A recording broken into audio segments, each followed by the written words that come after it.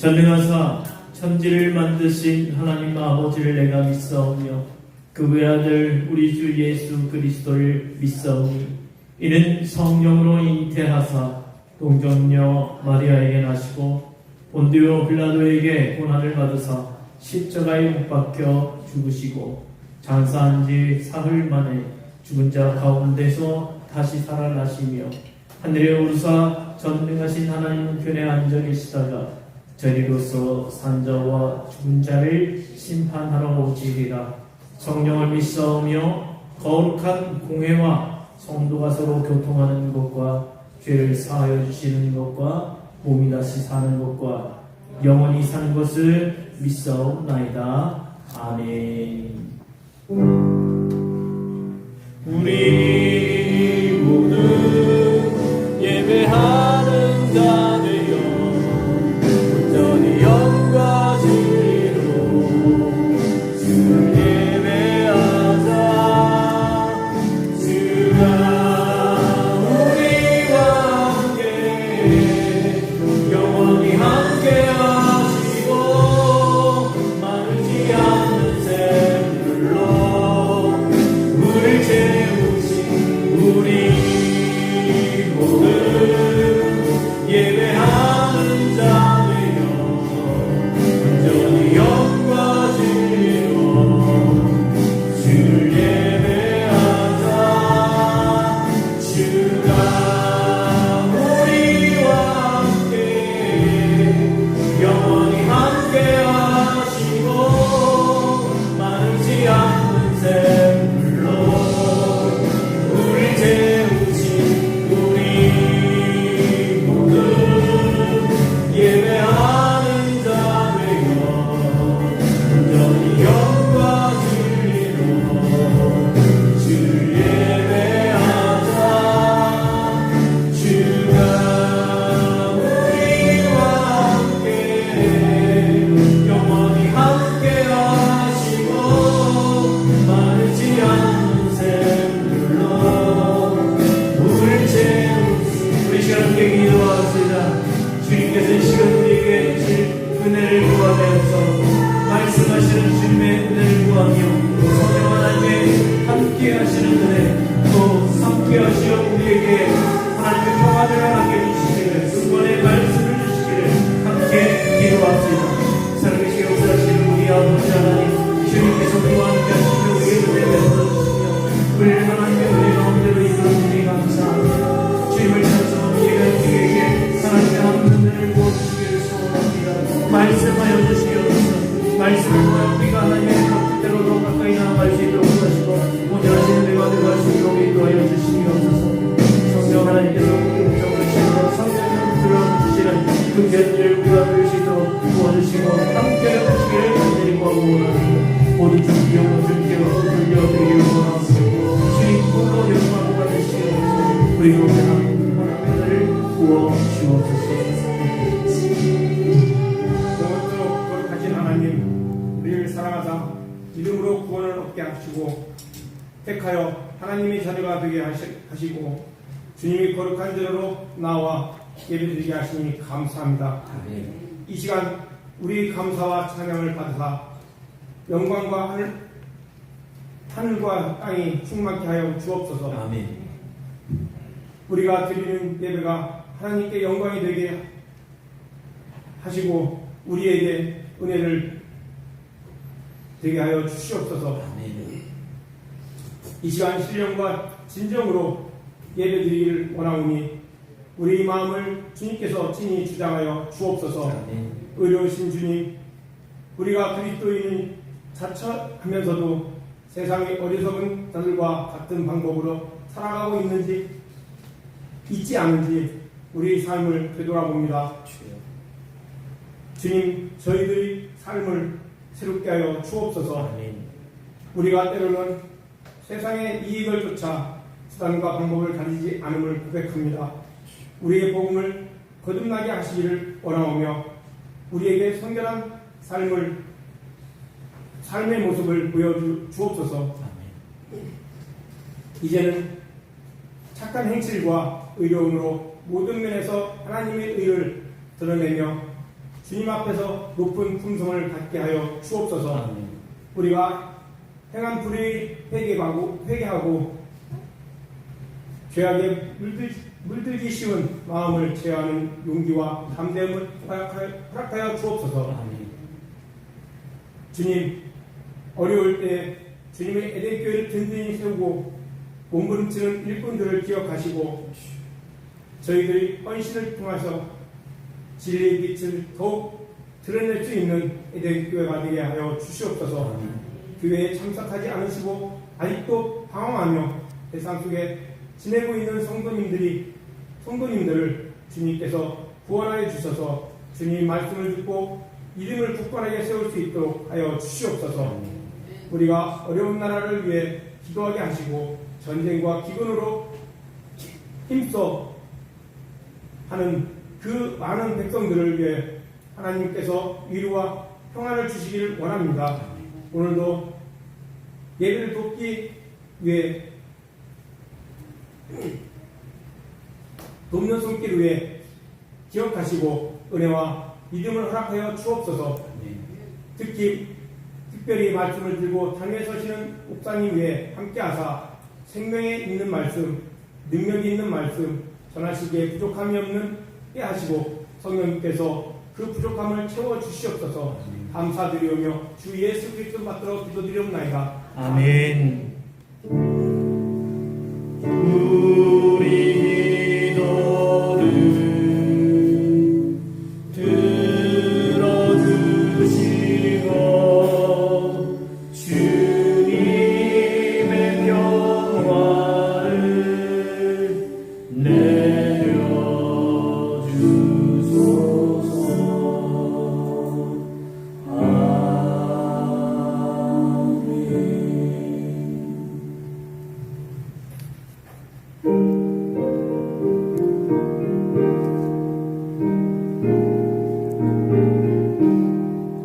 내 주의 보혈은 정하고 정하나 내 죄를 정케 하신 주 나로라 하신다. 내가 주께로 지금 가오니 십자가의 보혈로 날 씻어 주소서. 약하고 추해도 주께로 나가면 힘 주시고 내 추함을 곧 씻어 주시네. 내가 주께로 지금 가오니 십자가의 보혈로 날 씻어 주소서. 나로라 하심은 온전한 믿음과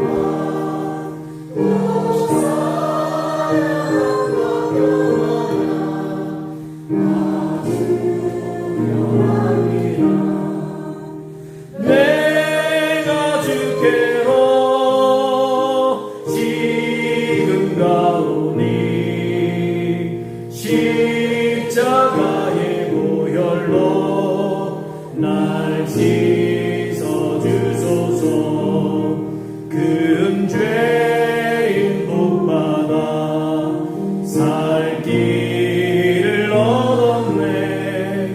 한없이 넓고 큰 은혜 베풀어 주소서.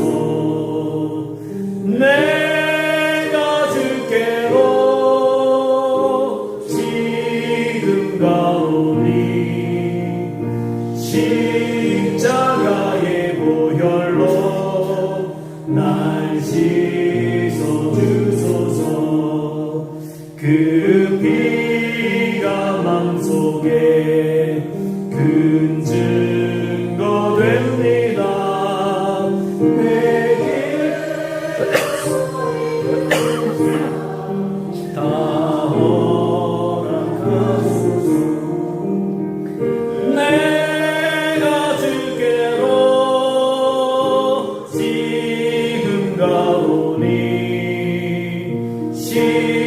십자가의 보혈로 날 씻어주소서. 아멘.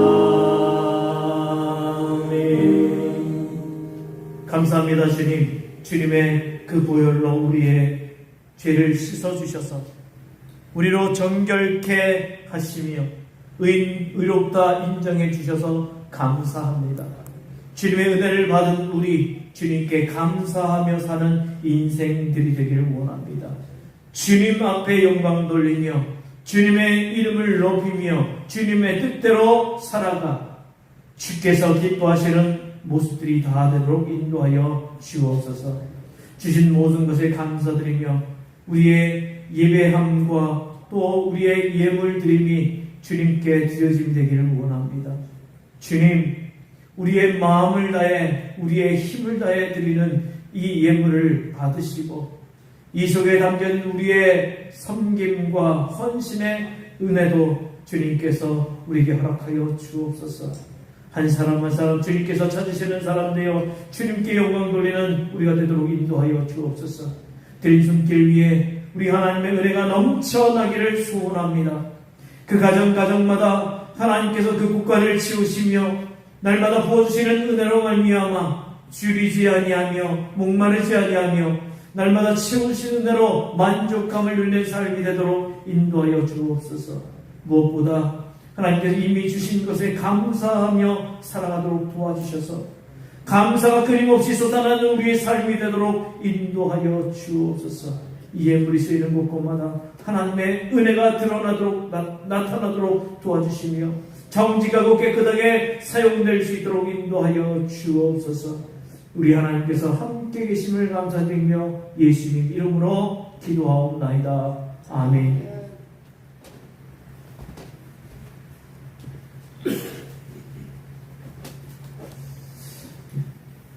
우선 우리 교회 소식을 전합니다. 교회 소식은 주보를 참고해 주시기 바랍니다. 우리 에덴교회 참석하고 있는 모든 분들 주님의 이름으로 사랑하고 축복합니다. 우리 온라인으로도 분명히 참석하고 계시네요. 자, 우리 상주절 절기를 지내고 있습니다. 9월 첫 주부터 시작해서 대림절 전주까지 이 기간입니다. 우리 성부 하나님의 창조 역사 그리고 그 뜻을 제대로 알고 하나님의 도구가 되어 하나님의 창조 사역에 동참하며 또 이 만드실 세상을 잘 지켜나가는 우리가 될 수 있기를 바랍니다. 남녀 신도회 대전연합회 회원 선교대회가 오늘 오후 2시 동남교회에서 있습니다. 오늘 오후 예배를 이 회원 선교대회에 참여해서 같이 드리도록 하겠습니다. 그래서 교회 출발은 오후 1시 30분에 20분입니다. 1시 20분에 출발하도록 하겠습니다. 그러니까 여러분 집에 가지 마시고 식사하시고 조금 이야기 나누시다가 같이 참석하실 수 있었으면 좋겠습니다.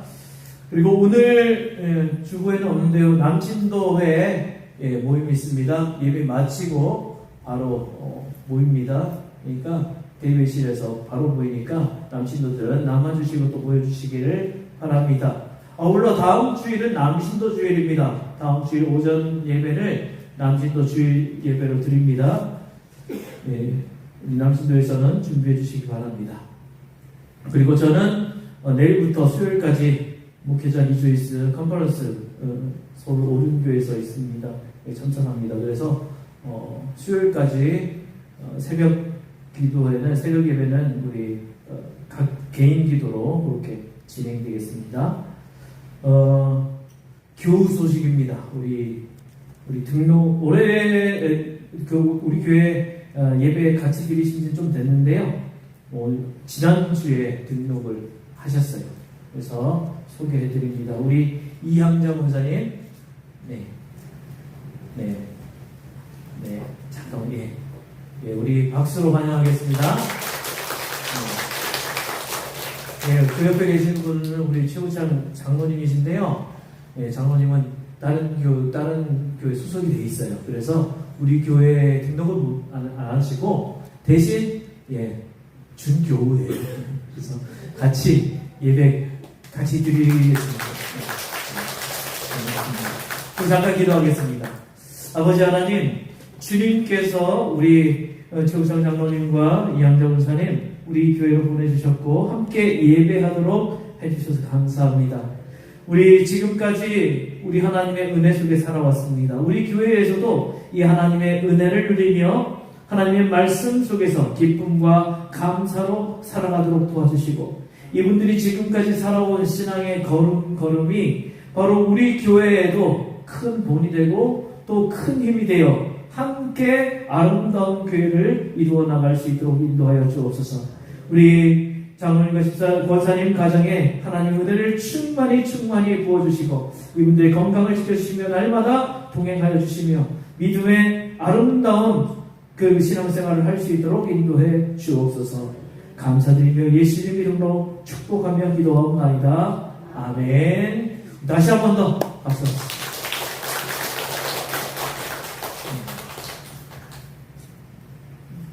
이제 저한테 누구냐고 묻지 마세요. 인사했으니까. 자, 우리에게 주시는 하나님의 말씀은 누가복음 5장 1절에서 11절까지의 말씀입니다. 신약 96쪽입니다. 누가복음 5장 1절에서 11절까지의 말씀입니다. 자, 이 말씀 교독으로 공부하겠습니다. 무리가 몰려와서 하나님의 말씀을 들을새 예수는 게네사렛 호숫가에 서서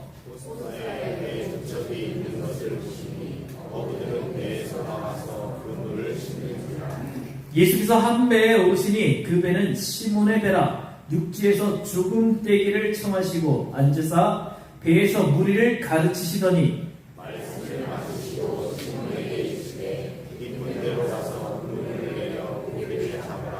시몬이 대답하여 이르되 선생님, 우리들이 밤이 새도록 수고하였을 때 잡은 것이 없지만은 말씀에 의지하여 내가 그물을 내리리이다 하고,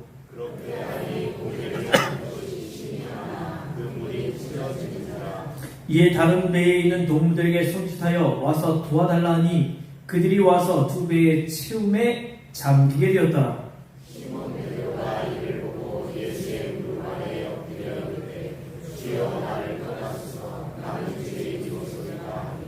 이는 자기 및 자기와 함께 있는 모든 사람이 고기 잡힌 것으로 말미암아 놀라고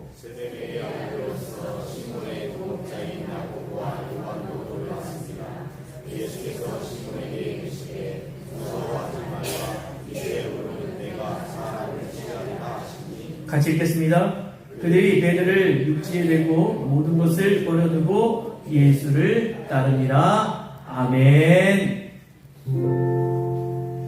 이 말씀 따라 사는 동안 지치지 않게 하시고, 이 말씀 따라 사는 동안 주님 나라 이루소서. 할렐루야. 우리 서로 인사합시다. 사랑합니다. 축복합니다.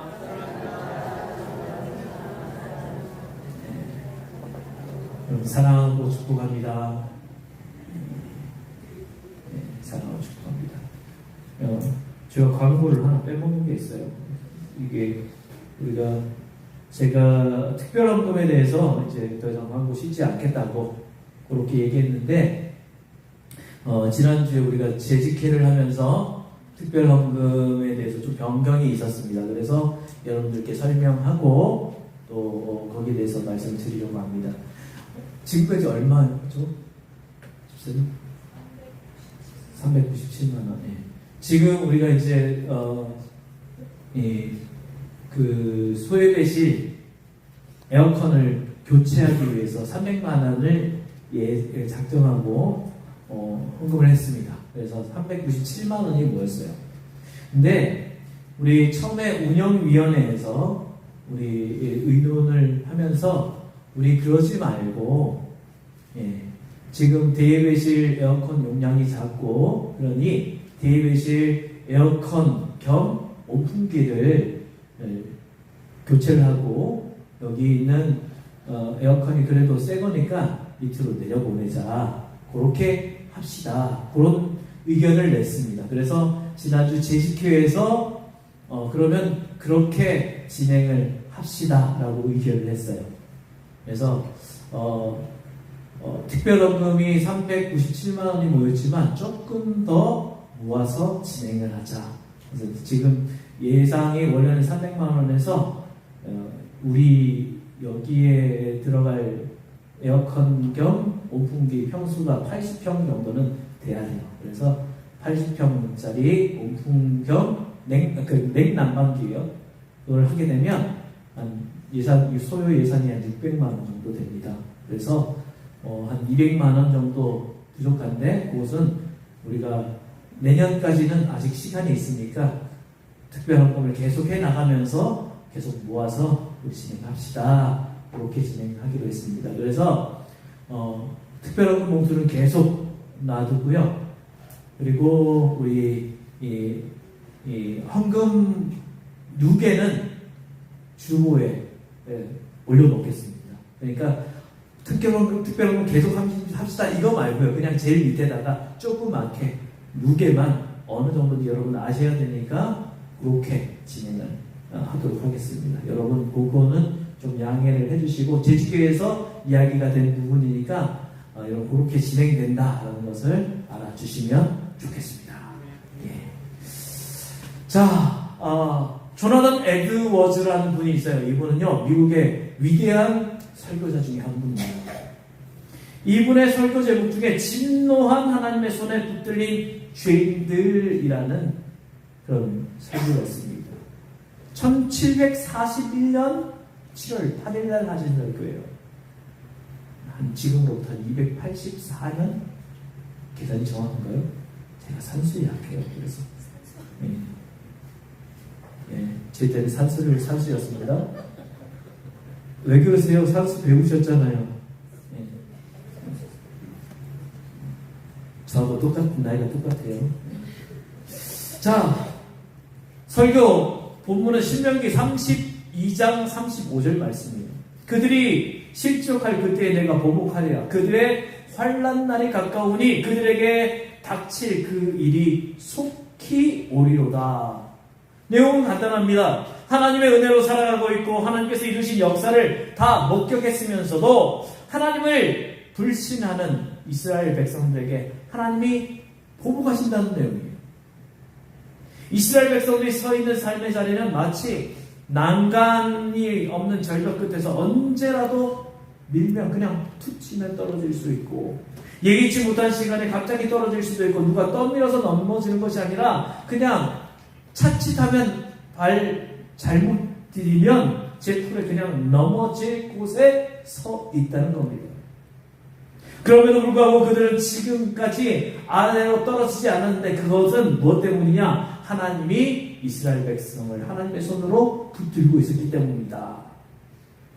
네, 문제는 지금까지 붙들고 계셨는데 이제 하나님 놓아버리면 그들은 추락하고 만다는 거예요. 절벽에서는 누가 떨어져도 구조할 수 있지만 하나님 손에 붙들린 주인이 떨어지는 그곳 지옥은 그렇지 않다는 것이죠.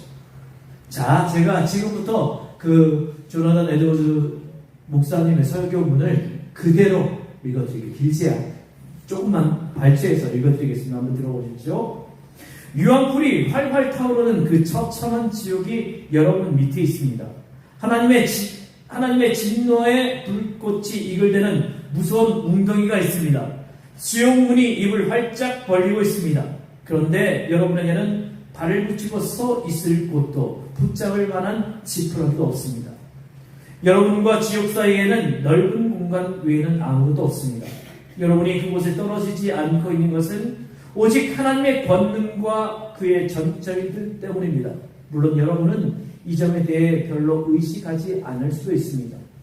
여러분은 지옥에 떨어지지 않은 자신의 모습을 보면서 그 안에 있는 하나님의 손길을 보지 않고 대신 다른 것들, 가령 자신의 좋은 건강 상태라든가 자기 생명을 잘 보존하기 위해 사용하는 방편들만 바라볼 수도 있습니다. 그러나 사실 이런 것들은 아무것도 아닙니다. 하나님이 그 손을 놓으시는 날이면 여러분 즉시 지옥으로 떨어지고 말 것입니다. 산소가 희박한 공기는 우리를 잠시도 지탱해 주지 못하듯이 그런 것들 역시 우리가 지옥에 떨어지는 것을 막아주지 못합니다. 게다가 여러분의 사악함이 여러분을 납덩이처럼 무겁게 만들기 때문에 여러분은 급속도로 지옥에 떨어질 것입니다. 하나님이 그 손을 놓치는 날이면 여러분은 즉시 급속도로 하강하여 그 끝없는 심연 속에 빠지고 말 것입니다. 이때 여러분의 건강이라든가 지옥을 피하려고 세운 가장 좋은 책략, 자기 의등은 여러분이 지옥에 떨어지는 것을 막는데 어떤 영향력도 행사하지 못할 것입니다. 여기 거미줄이 있다고 합시다. 그것이 굴러 떨어지는 바위를 막을 수 있다고 생각하십니까? 절대 막지 못합니다. 그와 마찬가지로 여러분의 의나 건강은 여러분이 지옥으로 떨어지는 것을 절대 막아주지 못할 것입니다. 또한 하나님의 주권적인 뜻이 아니면 이 땅은 여러분을 한순간도 참아주지 않을 것입니다. 왜냐하면 여러분은 이 땅의 짐으로서 온 피조물이 여러분과 함께 탄식하며 고통을 받고 있기 때문입니다. 모든 피조물이 마지못해 여러분과 함께 썩어짐의 종노릇을 하고 있습니다. 어떻습니까? 지금 교회 밖에 있는 사람들이나 교회 안에 있어도 일부의 사람들은 자기의 건강, 보험, 물질, 자기의 등을 내세우면서 내가 지옥 갈 일 없다. 자신만만하지만 하나님이 한순간에 우리 손을 놓아버린다면 우리는 그 순간 추락하고 말 존재일 것입니다. 그러면 우리는 어떻게 살아야 하고 무엇을 해야 합니까? 거기에 오늘 답을 주는 말씀이 바로 오늘 본문입니다. 오늘 말씀은 예수님이 공생애를 시작하시면서 베드로, 야고보, 요한을 제자로 부르시는 내용이죠. 여러분, 이 설교로도 제가 몇 번을 설교했습니다. 근데 그동안 했던 설교와는 또 다른 이야기일 거예요. 그래서 우리 목사님 설교할 게 없나? 또 전국적 부분이야? 그러시지 마시고 한번 이 속에 숨겨진 하나님의 뜻을 한번 볼 수 있길 바랍니다. 자, 여러분 굳이 설명하지 않아도 잘 아시는 내용이죠. 오늘 본문에서 강하게 와닿는 첫 번째에 강하게 와닿는 것은 말씀이라는 말입니다.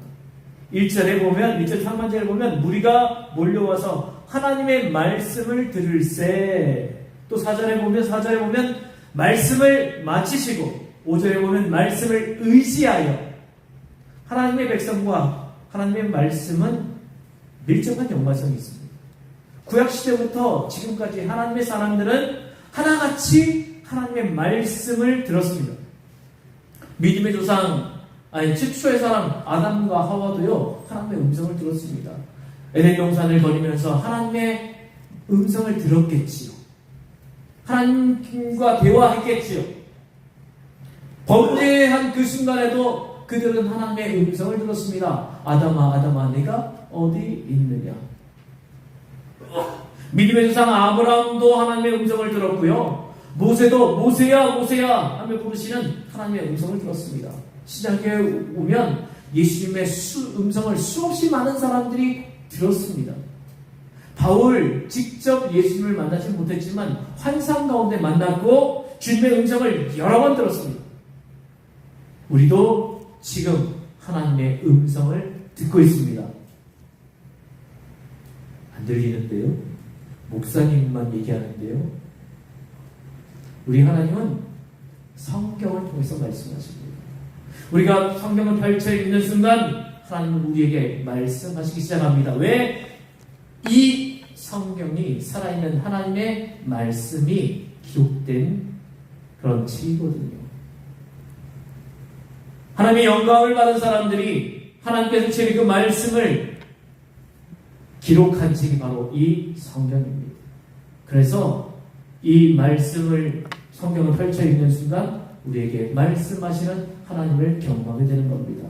또 목사의 입으로 선포되는 설교를 통해서 말씀합니다. 목회자의 입술을 통해서 전해지는 말씀 가운데 하나님의 말씀하시는 역사도 드러납니다. 대신 여러분들은 목사가 자기 말 하지 않도록 하나님의 말씀을 제대로 전할 수 있도록 기도해 주셔야 합니다. 그래야 목사가 헛소리를 안 해요. 감사하게도 여러분의 기도 덕분에 제가 생각하기에는 아직까지 헛소리를 안 하는 것 같습니다. 계속해서 헛소리 안 하도록 하나님의 말씀을 제대로 전하도록 기도해 주시길 바랍니다. 또 우리 하나님께서는 여러 가지 통로를 통해서 말씀하십니다. 중요한 것은 구약시대이든 신약시대이든 바로 지금 이 순간이든 하나님의 사람은 하나님의 말씀을 들어야 한다는 거예요. 어떤 통로를 통해서 들려지는 말씀이건 우리는 하나님의 말씀 가운데 있어야 합니다. 왜 말씀이 들려져야 됩니까? 그 말씀을 통해서 믿음이 생기기 때문입니다. 로마서 10장 17절 말씀 찾아볼까요?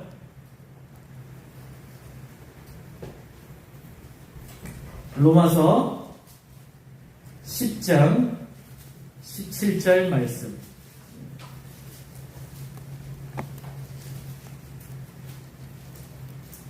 자, 찾으셨습니까? 자, 우리 한 목소리로 읽겠습니다. 그러므로 들음은 그리스도의 말씀으로 말미암았느니라. 아멘. 주님의 말씀을 들으면, 주님의 말씀을 들으면 믿음이 생긴다. 이것이 바로 우리 주님께서 말씀해 주시는 믿음이 생기는 공식이에요. 저는 우리 에덴교회 모든 성도님들이 매주일 또 매일매일 하나님의 말씀을 듣고 그 믿음의 날마다 자라가기를 소원합니다. 그래서 말씀을 들음으로 믿음이 생기고 믿음이 커져가고 믿음의 열매를 맺어가는 우리 모두가 될 수 있기를 바랍니다. 자, 다시 본문으로 가봅시다. 자, 예수님은 말씀을 듣기를 원하시는 많은 군중들에게 효과적으로 전하시기 위해서 베드로의 고기잡이 배를 이용하십니다. 밤새 고기잡이 실패하고 돌아와서 이제 막 정박한 거예요. 배를 붙이고 있는 상태예요, 지금. 베드로는 그리고 이제 호숫가에서 그물을 씻고 있었는데 예수님이 베드로의 배를 타고 베드로에게 육지에서 조금 떨어지도록 했습니다. 이유는 효과적으로 설교하기 위해서요. 자, 지금은요 설교하려면 마이크로 설교를 하잖아요. 마이크 꺼볼게요. 하지만 잘 안 들리죠. 과거에 군중들에게 설교하기 위해서는 지형지물을 이용하는 것이 하나의 좋은 방법이었는데 이렇게 하면 제 목 다 나갑니다. 그래서 예수님이 효과적으로 설교하기 위해서 어떻게 하셨느냐? 자, 사람들을 육지에 잘 있고 이렇게 좀 떨어지셔서 많이 떨어진 건 아니고 살짝 떨어져서 이렇게 말씀을 전하시는 거예요. 그러면 어떤 효과가 있느냐? 자, 물보다 육지는 좀 높아요. 육지가 가면 갈수록 높아지잖아요. 그러면 여기서 아래쪽에서 위쪽으로 이야기를 하면 잘 퍼지게 되어 있습니다. 성지순례 가면 고대 시대 공연장이 있는데요. 과거 시대에도요. 그 공연장보다 작업보다 잘 있었답니다. 크기도 한 몇만 명 정도 들어가게 되는데 제가 성지순례 갔을 때 그 공연장을 가게 됐습니다. 와, 진짜 거기서는요, 이 공연장의 그 무대가 아래쪽이고, 공연 좌석들이 위로 쫙 가게 됐습니다. 그래서 이렇게 펼쳐지게 되는데요. 밑에서 여기를 안녕하십니까? 얘기했더니 저 끝에까지 다 들려요. 실제로 해봤어요. 잘 들려요. 한 명이 마이크 없이도 노래를 부르면요, 거기를 쫙 올리게 돼 있습니다. 우리 예수님도 그런 음향적인 지식이 있으셨는지 모르겠는데 하여튼 잘 전하기 위해서 그렇게 지형심을 이용하신 거예요. 자, 베드로의 배에 올라서서 설교했고 군중들은 육지에서 말씀을 듣습니다. 예수님과 함께 배를 타고 있었던 베드로도 예수님의 말씀을 당연히 들었겠지요. 자, 설교를 마친 예수님은 베드로에게 명령합니다. 깊은 데로 가서 그물을 내려 고기를 잡아라. 여러분, 이 명령에 대해서 어떻게 생각하십니까? 저는 고기 잡는 거 잘 몰라요. 예. 낚시를 따라서 한 두 번, 세 번 정도 가봤는데 아직도 고기를 어떻게 잡는지 잘 모르겠어요. 근데 고기 잡는 분들 이야기를 들어보면 어떤 분은 낚시를 하다 우리 목사님 중에서 낚시를 하다 수요의 배도 까먹고 낚시를 하신 분도 있더라고요. 그래서 뒤에 와서 이제 성도들한테 정말로 죄송하다고 사죄했다는 이야기를 들었습니다. 자, 그러면 한번 생각해 봅시다. 여러분, 낚시꾼이 낚시를 잘 아는 사람 아니어도, 낚시꾼이 아니어도, 어부가 아니어도, 여러분이 그냥 상식적으로 한번 생각해 보시기 바랍니다. 예수님이 지금 하시는 말씀이 이해가 될까요? 자, 예수님께서 베드로에게 하신 말씀에 몇 가지 지적할 것이 있습니다. 첫 번째요. 예수님 직업이 뭐예요?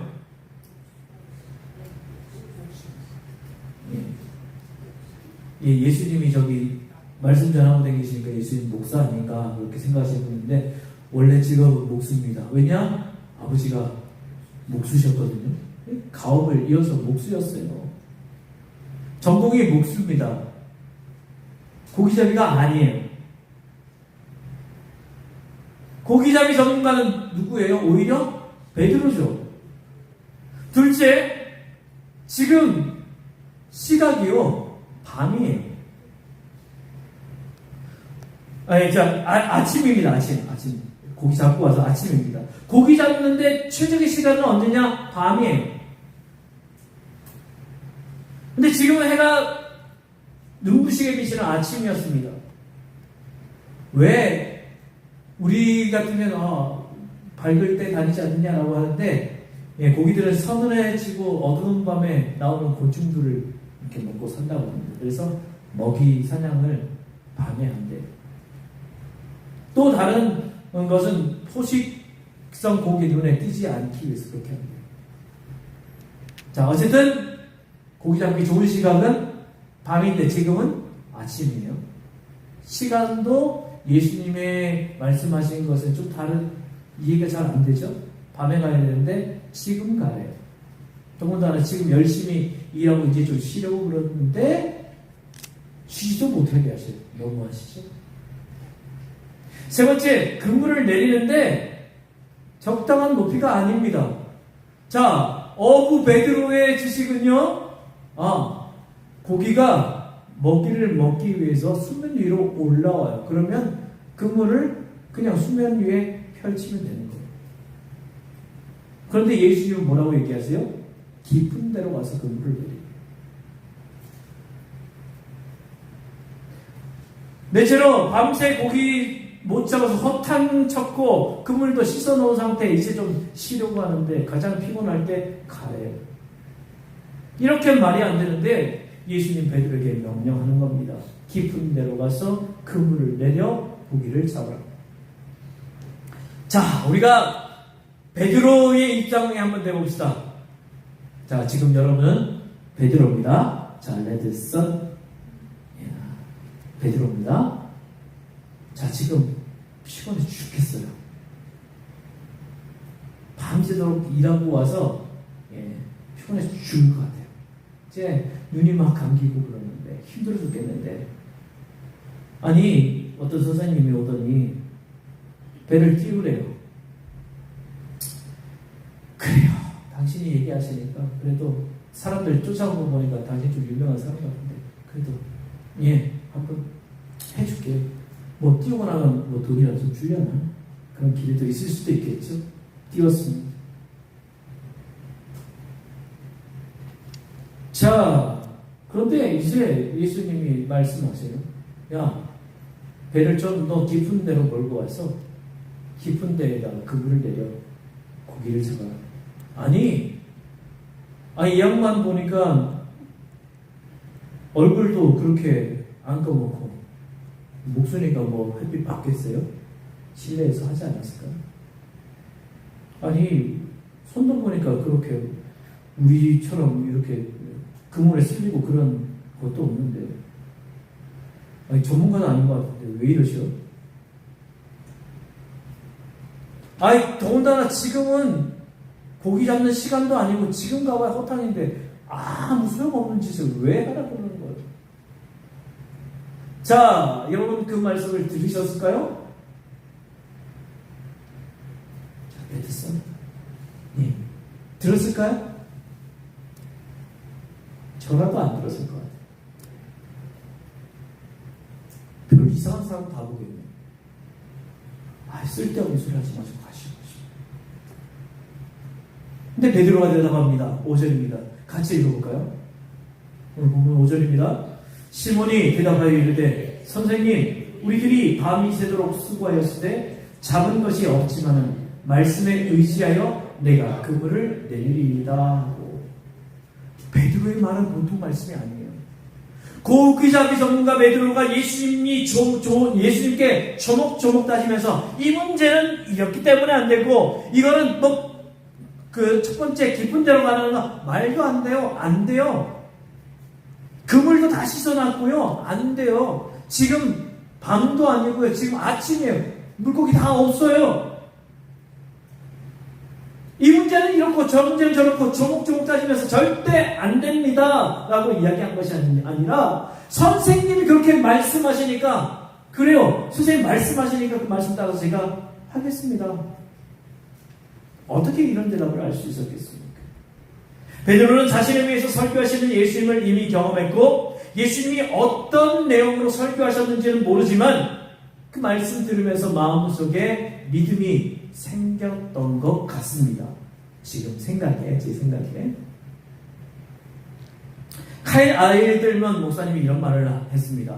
당신에게 어디로 가서 물고기를 잡으라고 명령하신 분이 물고기를 창조하신 분이라는 사실만큼은 잊지 말라. 맞죠?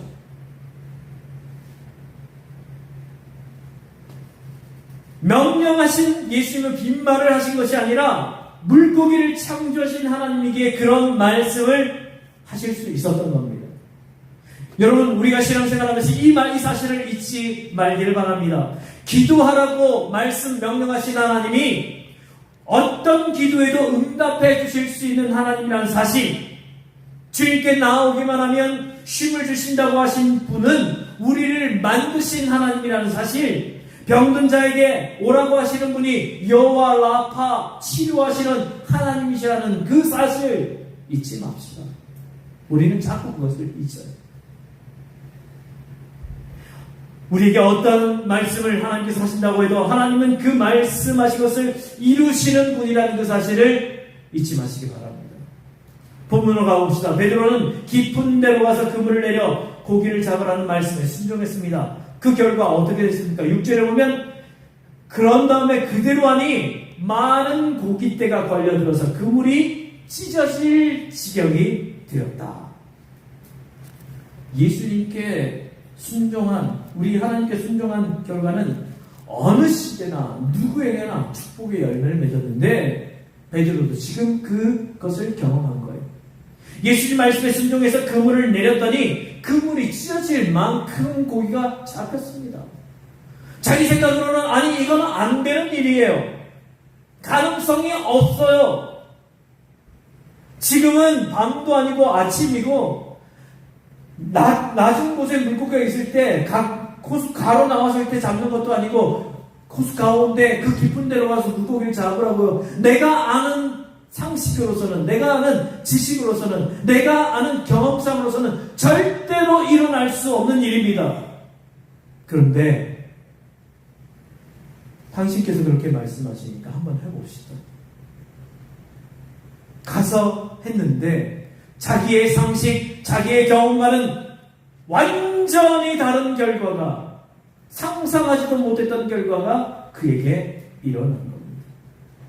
그래서 베드로의 배에도 야고보 요한의 배에도 고기가 가득 차게 되었습니다. 저는 이런 축복이 말씀을 순종한 여러분에게도 임하기를 바랍니다. 우리도 말씀에 순종하는 삶을 살아 하나님이 원하시는 곳간이 넉넉히 채워지기를 바랍니다.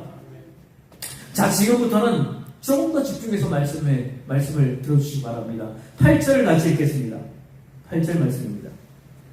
시몬 베드로가 이를 보고 예수의 무릎 아래에 엎드려 이르되 주여 나를 떠나소서 나는 죄인으로소이다 하니 놀라운 기적을 경험한 베드로는 그 순간 예수님의 무릎 아래 엎드렸습니다. 그리고 말합니다. 주님 나에게서 떠나십시오.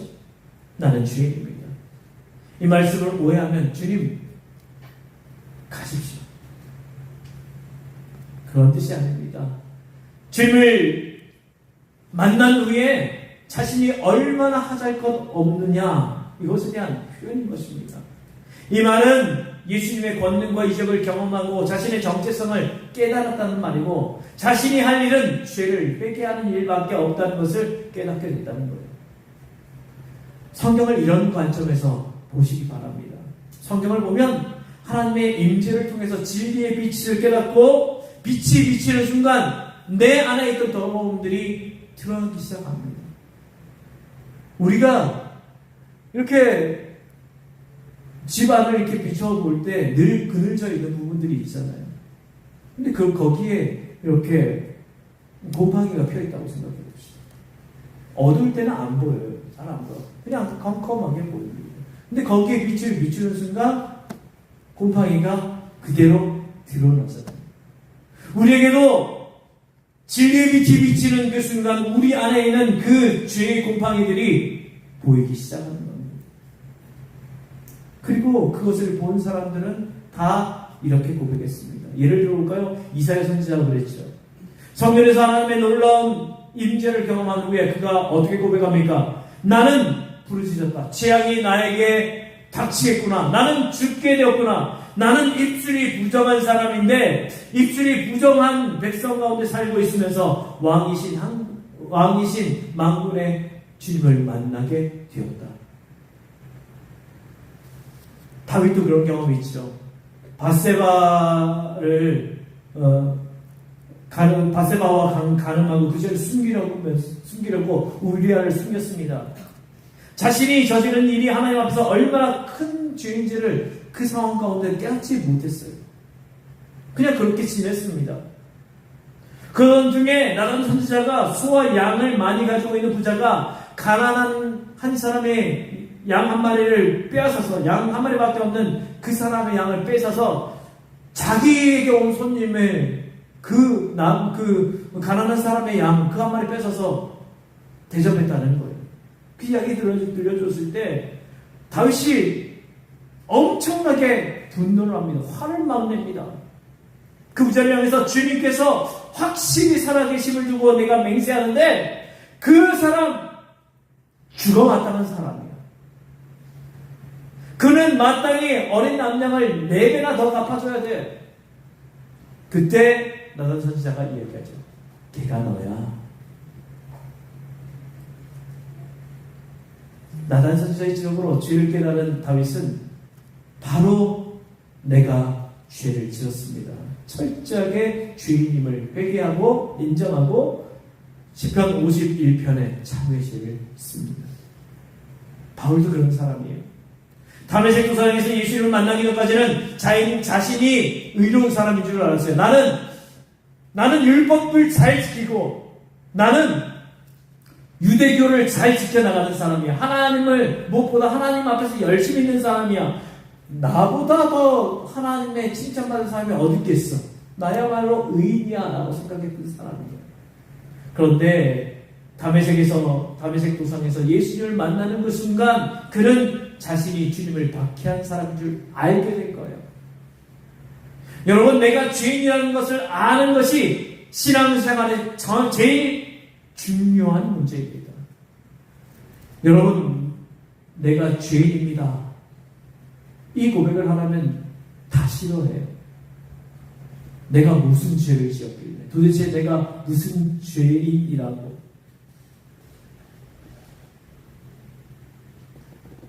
많은 사람들이 죄인이라는 사실을 인정하지 않습니다. 지금 주님이 붙들고 있는 손을 놓아버리면 유황불이 활활 타오르는 저 처참한 지옥에 떨어질 자임에도 불구하고 자신이 대단한 사람인 양 착각합니다. 그게 문제인 것이죠. 하지만 구원받은 사람들은 내가 죄인이라는 사실을 인정합니다. 내가 죄인이라는 사실을 인정하는 사람은 내가 죄인이기에 나에게 가장 필요한 것이 무엇인지 아는 사람이 되는 거예요. 그에게 가장 필요한 것은 내 대신, 내 죄를 대신해서 십자가에 돌아가신 주님이 필요하고 주님의 십자가가 필요한 겁니다. 그 주님께서 주시는 구원이 필요한 거예요. 나는 지옥 갈 수밖에 없었고 지옥을 향해 한 걸음 한 걸음 가는 죄인이었는데 그런 나를 대신해서 예수님의 십자가에 돌아가심으로 우리의 죄가 사함을 받은 것입니다.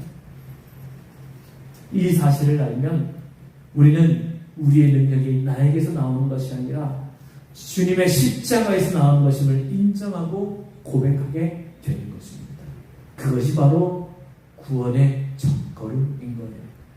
그러므로 첫걸음을 내딛는 우리에게 제일 먼저 필요한 것은 바로 이 베드로의 고백처럼 주님, 나는 죄인입니다 라는 고백입니다. 저는 오늘 저와 여러분이 주님을 인격적으로 만나서 내가 죄인임을 깨달을 수 있기를 바랍니다. 그리고 죄인인 나를 구원해 주시기 위해 죄 없으신 예수님이 십자가에서 돌아가셨음을, 그래서 내가 나음을 입었음을 믿으시기 바랍니다.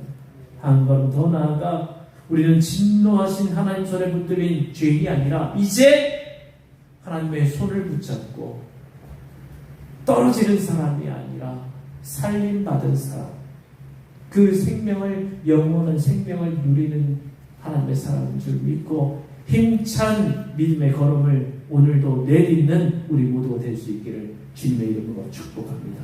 기도하겠습니다. 이 시간 기도할 때 주님, 우리로 하여금 주님의 이 말씀을 통하여 이 구원의 첫걸음을 잘 내디딜 수 있도록 도와주시옵소서. 내가 죄인임을 인정하며 나아갑니다. 나를 죄에서 구원해 주신 하나님의 은혜, 예수님 그 십자가 은혜가 지금도 나를 향해 있음을 고백합니다. 그 십자가를 붙들고 이제 지옥에 낭떠러지가 아니라 주님의 살리시는 그 은혜 가운데로 나아가도록 도와주시옵소서. 함께 기도하겠습니다. 살아계신 역사실 우리 아버지 하나님, 주님께서 주시는 이 은혜의 길을 향해 우리가 나아가길 원합니다. 말씀하시는 주님, 그 말씀하시는 대로 아버지 하나님, 우리가 우리의 죄를 깨닫기를 원합니다. 내가 죄인이라는 것을 알기를 원합니다. 베드로가, 이사야가, 또 아버지 모세가, 아브라함이 아버지 이렇게 하나님의 말씀 속에 살아왔고 그 말씀 속에 살아온 사람들이 바로 하나님의 은혜 속에서 자신이 죄인임을 깨달았던 것처럼 아버지 하나님, 오늘 우리의 삶 가운데에서도 하나님의 말씀이 우리 가운데 있고 그 빛이 우리 가운데 비침으로 말미암아 우리가 우리 속에 있는 아버지의 나약함과 더러움들을, 그 죄악의 어리석은 모습들을 우리가 알기를 원합니다. 깨닫기를 원합니다. 그리고 우리 주님 앞에 나와 아버지 내가 죄인이라는 것을 고백하며 아버지 이제 주님의 그 은혜의 길 가운데, 아버지 구원의 길 가운데 우리가 좀 더 우리가 그 주님의 께로 더 한 발자국 내딛고 주님의 손을 붙잡고 이제 멸망당하는 죄악과 아버지 지옥의 길이 아니라 하나님이 우리를 살리시는 구원과 생명의 길 가운데로 더 가까이 다가서는 우리가 될 수 있도록 인도하여 주시기를 소원합니다. 아버지 하나님, 여전히 우리 가운데 있는 이 어리석음 때문에 아버지 내가 죄인이라는 것이 잘 깨달아지지 않고 내 속에 있는 아버지 해결되지 않은 이 문제들 때문에 우리는 쉽게 넘어지고 좌절합니다. 그러나 아버지 우리를 살리시고 우리를 구원하시는 아버지 하나님의 은혜가 결코 변함없음을 우리는 기억하며 그 손, 주님의 손을 붙잡고 주님의 은혜 가운데로 나와 아버지 죄인을 살리시는 하나님의 구원의 은혜를 우리가 누릴 수 있도록 인도해 주시기를 소원합니다. 주님 붙잡으시옵소서. 사랑하는 우리 주님께서 우리에게 말씀해 주셔서 감사합니다. 이 말씀의 은혜를 누리기를 원합니다. 이제 우리는 더 이상 죄 속에 빠져서 그 멸망의 길을 향해 낭떠러지를 향해 빠져가는 인생들이 아니라 우리를 향해 내밀어진 주님의 구원의 손길을 붙잡는 우리가 되기를 원합니다. 그동안 잘못된 것을 붙잡았고 잘못된 것을 우리의 구원의 밧줄로 생각하며 그것들을 구해왔던 우리의 어리석음을 용서해 주시옵소서. 주님, 우리는 죄인입니다 고백하며 살려달라고, 우리를 구원해달라고 고백하기를 원합니다. 그렇게 우리의 구원에 한 발을 내디딜 때 우리 주님께서는 우리 삶에 뛰어들어 오셔서 우리를 구원해 주실 줄로 믿습니다. 그 구원의 은혜를 우리 가운데 베풀어 주실 줄로 믿습니다. 이제 우리가 아버지 그 지옥의 낭떠러지에 빠질 백성들이 아니라 이제 그리스도와 함께 사는 사람들, 은혜 속에 살아가는 사람들, 그리고 그 구원의 은총을 누리는 사람으로 힘차게 살아갈 수 있도록 우리를 인도하여 주옵소서. 이곳에 있는 우리 성도 한 사람 한 사람이 바로 그 구원의 은혜와 은총을 누리기에 부족함 없도록 인도하여 주시고 붙잡아 주실 줄 믿사옵고 예수님 이름으로 기도하옵나이다. 아멘. 우리 일어서 찬양합시다. 일어나 주 위에 서라 강한 용사여, 주님이 너와 함께 하시네. 주께서 다시 오시기 그 길에 위하여 영광의 주님 오망의 왕. 우리 옆 사람을 향하여서 일어나 주 위에 서라 강한 주. 주님이 너와 함께 하시네. 주께서 다시 오시기 그 길에 위하여 영광의 주님 오만. 우리 이번에 자신을 향하여서 일어나 주 위에 서라 강한 용사여, 주님이 나와 함께 하시네. 주께서 다시 오시기 그 길에 위하여 영광의 주님 오만왕의 왕 도시네.